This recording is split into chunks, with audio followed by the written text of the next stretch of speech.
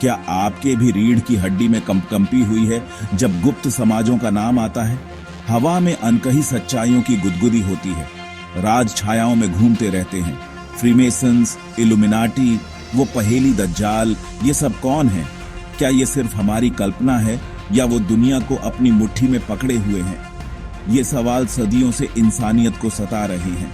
मेरे साथ चलिए दोस्तों, एक ऐसे सफर पर जो उन पहेलियों को सुलझाएगा जिन्होंने कई पीढ़ियों को मोह लिया है और डरा भी दिया है। हमारी दुनिया देखे और अनदेखे धागों से बुनी हुई है। हम असर देखते हैं लेकिन अक्सर असली वजह से अनजान रहते हैं। क्या ये मुमकिन है कि ताकतवर शक्तियां हमारी समझ से परे काम कर रही हों, छायाओं से हमारी किस्मत लिख रही हों? इंसान का दिमाग समझना चाहता है, अनजान के सामने जवाब ढूंढता है। आइए हम साजिश के आलम में जाएं और इन छुपी हुई हस्तियों के असर को समझें। फ्रीमेसन्स रहस्य और रीतियों में लिपटे दुनिया को बहुत समय से आकर्षित और परेशान करते रहे हैं। ये गुप्त समूह अपने अनोखे और प्राचीन रीति रिवाजों के लिए मशहूर है, जो अक्सर लोगों के मन में जिज्ञासा और शंका पैदा करते हैं। उनकी शुरुआत सदियों पहले मध्यकालीन यूरोप के स्टोन मेसन्स के समूहों से हुई थी। ये लोग अपने कला और कौशल के लिए जाने जाते थे और धीरे धीरे इन्होंने एक गुप्त समूह का रूप ले लिया। लेकिन जैसे जैसे उनका प्रभाव बढ़ता गया, वैसे वैसे फुसफुसाहट भी बढ़ती गई। उनके आसपास हमेशा से एक रहस्यमय आभा रही है, जो लोगों को उनके बारे में और जानने की इच्छा जगाती है। क्या वह सिर्फ एक भाईचारा था जो आत्म सुधार और चैरिटी के लिए समर्पित था, या उनकी इच्छाएं उससे कहीं ज्यादा थीं? यह सवाल अक्सर लोगों के मन में उठता है। कुछ लोग मानते हैं कि फ्रीमेसन्स के पास गुप्त ज्ञान है जो पीढ़ियों से चला आ रहा है। यह ज्ञान उन्हें समाज और संस्कृति पर अपना प्रभाव डालने में मदद करता है। वे उनके प्रतीकों, रीतियों और पदानुक्रमिक संरचना को एक गहरे, ज्यादा शक्तिशाली एजेंडा के सबूत के रूप में देखते हैं। ये प्रतीक और रीतियां अक्सर उनके गुप्त लक्ष्यों को छुपाने के लिए इस्तेमाल होते हैं। क्या यह हो सकता है कि उनका असर हमारे समाज के ताने बाने में हो, राजनीति, धर्म और संस्कृति को अपने हिसाब से आकार दे रहा हो? यह एक गंभीर विचार है जो अक्सर चर्चा का विषय बनता है। एक बात पक्की है, फ्रीमेसन्स ने इतिहास पर अपनी छाप छोड़ी है। उनका प्रभाव हर युग में देखा जा सकता है, चाहे वह प्राचीन समय हो या आधुनिक युग।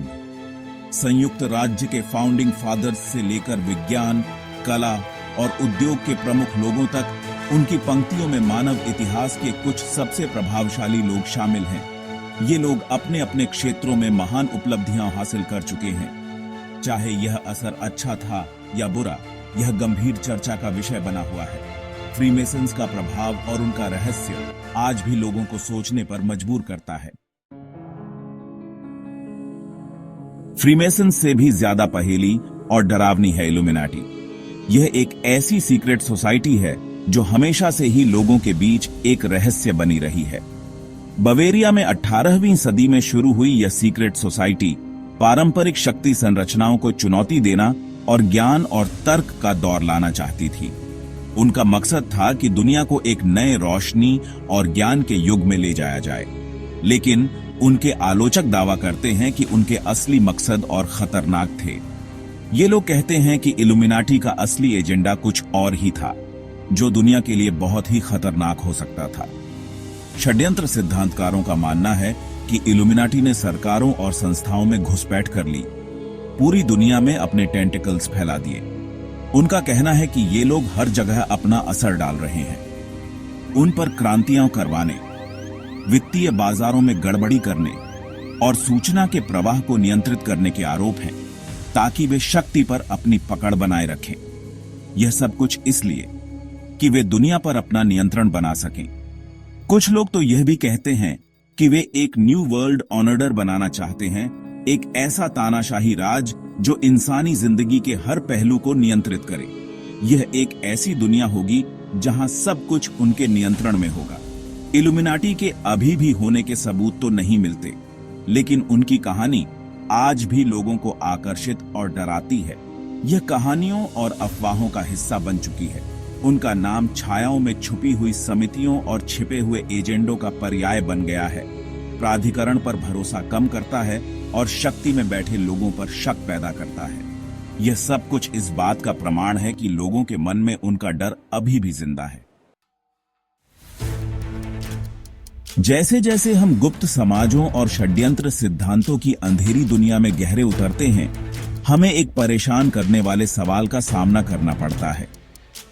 क्या वे फैसले जो हमारी दुनिया को आकार देते हैं सच में हमारे अपने हैं, या हम सिर्फ अनदेखी ताकतों के खेल में मोहरे हैं? सोचो, हाल की इतिहास की बड़े भू राजनीतिक घटनाओं के बारे में।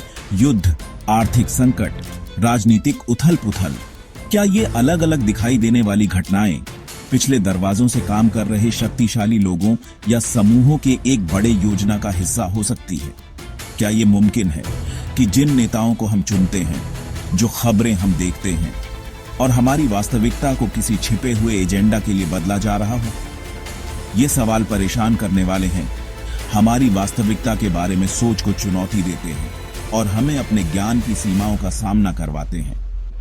तर्कसंगत जांच और पागलपन के बीच की रेखा बहुत पतली हो सकती है और इन विषयों को आलोचनात्मक लेकिन खुले दिमाग से देखना बहुत जरूरी है। फ्रीमेसन्स और इल्यूमिनाटी तो पश्चिमी इतिहास से जुड़े हैं, लेकिन दज्जाल की कहानी इस्लामिक भविष्यवाणी से निकलती है। कयामत से पहले आने वाले एक नकली मसीहा के रूप में बताया गया है। दज्जाल के पास अलौकिक शक्तियां हैं और वह सबसे ज्यादा ईमानदार लोगों को भी धोखा दे सकता है। बहुत से लोग मानते हैं कि दज्जाल का आना व्यापक धोखे, तकनीकी प्रगति और पारंपरिक मूल्यों के खत्म होने के साथ होगा। कुछ लोग इन भविष्यवाणियों और आधुनिक दुनिया की हालत के बीच डरावनी समानताएं देखते हैं। इसकी तेजी से बढ़ती तकनीक, ज्यादा भौतिकवाद और बढ़ती नैतिक अस्पष्टता के साथ। क्या कृत्रिम बुद्धिमत्ता का उभार, सोशल मीडिया का फैलाव और वास्तविकता और आभासीता का धुंधलापन दज्जाल के आने के संकेत हो सकते हैं? जबकि ऐसी व्याख्याओं पर बहस जारी है, वे पुरानी भविष्यवाणियों की शक्ति को उजागर करती हैं, जो समकालीन चिंताओं से प्रतिध्वनित होती है और हमें सोचने पर मजबूर करती हैं। जैसे जैसे हम डिजिटल युग में तेजी से बढ़ रहे हैं, हमें इन तकनीकी प्रगति के प्रभावों के बारे में सोचना होगा। ये प्रगति सिर्फ सुविधा और कनेक्टिविटी तक सीमित नहीं है, बल्कि इनका असर हमारे सामाजिक और व्यक्तिगत जीवन पर भी पड़ता है। इंटरनेट, सोशल मीडिया और आर्टिफिशियल इंटेलिजेंस ने हमारे जीने, काम करने और दुनिया से इंटरेक्ट करने के तरीके को बदल दिया है। ये उपकरण हमें नए अवसर और चुनौतियां दोनों प्रदान करते हैं, लेकिन क्या इन्होंने हमें मैनिपुलेशन और नियंत्रण के लिए भी ज्यादा संवेदनशील बना दिया है? क्या हम अपने निर्णयों और विचारों पर स्वयं का नियंत्रण खो रहे हैं? इंटरनेट गलत जानकारी और प्रोपेगेंडा का अड्डा बन गया है, जिससे सच और झूठ में अंतर करना मुश्किल हो गया है। ये गलत जानकारी हमारे सामाजिक और राजनीतिक विचारों को प्रभावित कर सकती है। सोशल मीडिया प्लेटफॉर्म्स हमें अभूतपूर्व तरीकों से कनेक्ट करते हुए हमारा डेटा भी कलेक्ट करते हैं और एल्गोरिदम्स के माध्यम से हमारी धारणाओं को आकार देते हैं, जो एंगेजमेंट और प्रॉफिट को अधिकतम करने के लिए डिजाइन किए गए हैं। ये एल्गोरिदम हमें एक इको चैम्बर में बंद कर सकते हैं। क्या इन तकनीकों का इस्तेमाल हमारी सोच, विश्वास और व्यवहार को नियंत्रित करने के लिए किया जा सकता है? क्या हम अपने अस्तित्व को डिजिटल दुनिया के हाथ में दे रहे हैं? क्या हम अनजाने में अपनी स्वायत्तता उन अनदेखी ताकतों को दे रहे हैं जो हमें अपने मतलब के लिए मैनिपुलेट कर रही हैं? यह एक गंभीर चिंतन का विषय है। ये वो सवाल हैं जिनसे हमें जटिल और बदलते डिजिटल परिदृश्य में नेविगेट करते हुए निपटना होगा। हमें अपने डिजिटल जीवन को समझदारी से जीना होगा। सच की खोज एक व्यक्तिगत यात्रा है। जैसे कि हमने फ्रीमेसन्स, इल्यूमिनाटी और दज्जाल के रहस्यों को एक्सप्लोर किया है, हमें जवाबों से ज्यादा सवाल मिले हैं। सबूत अक्सर परिस्थितिजन्य होते हैं, व्याख्याएं अलग अलग होती हैं और सच गोपनीयता और अटकलों की परतों में छुपा होता है। इन विषयों को संदेह, आलोचनात्मक सोच और अपनी धारणाओं पर सवाल उठाने की इच्छा के साथ देखना जरूरी है। हमें पुष्टि पूर्वाग्रह से बचना होगा, ऐसी जानकारी ढूंढने से जो हमारे मौजूदा विश्वासों की पुष्टि करे जबकि विपरीत सबूतों को नजरअंदाज करे। समझदारी के सफर के लिए हमें जानकारी के विवेकपूर्ण उपभोक्ता बनना होगा, अपने स्रोतों पर सवाल उठाना होगा, विभिन्न दृष्टिकोणों को देखना होगा और उन लोगों के साथ सम्मानजनक संवाद में शामिल होना होगा जिनके विचार अलग हैं। केवल तभी हम षड्यंत्र सिद्धांतों की जटिल और अक्सर विरोधाभासी दुनिया में नेविगेट कर सकते हैं और अपनी सूचित निष्कर्षों पर पहुंच सकते हैं।